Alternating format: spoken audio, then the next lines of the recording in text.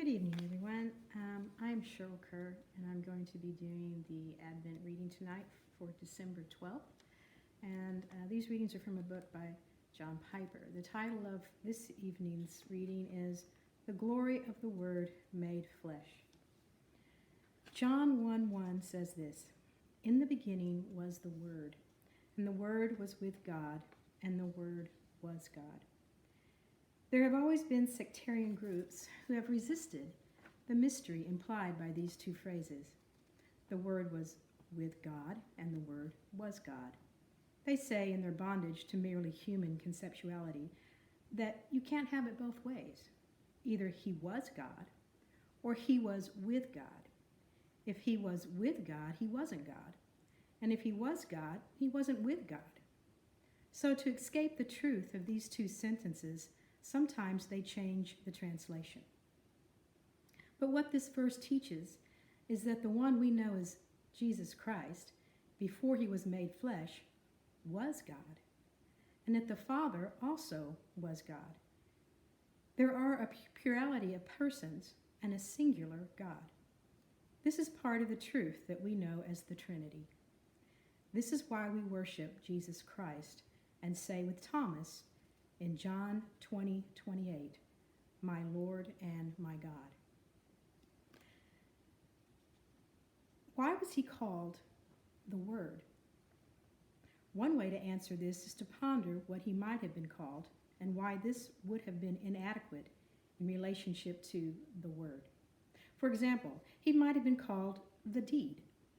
One of the differences between a deed and a word is that a deed is more ambiguous. If we think our words are sometimes unclear and subject to various interpretations, our deeds are far more unclear and ambiguous. That's why we so often explain ourselves with words. Words capture the meaning of what we do more clearly than the deeds themselves. God did many mighty deeds in history, but he gave a certain priority to the Word.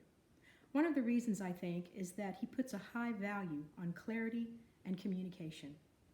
Another example is that John might have called him the Thought. In the beginning was the Thought. But one of the differences between a thought and a word is that a word is generally pictured as moving outward from the thinker for the sake of establishing communication.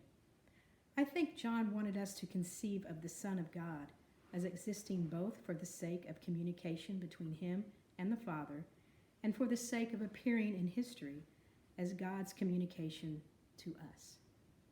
A third example is that John might have called him the Feeling.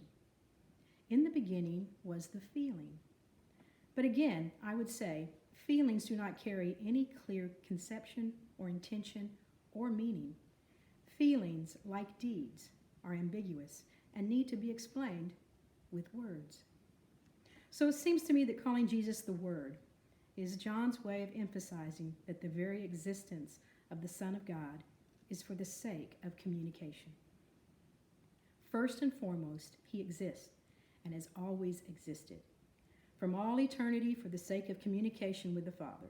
Secondarily, but infinitely more important for us, the Son of God became divine communication to us.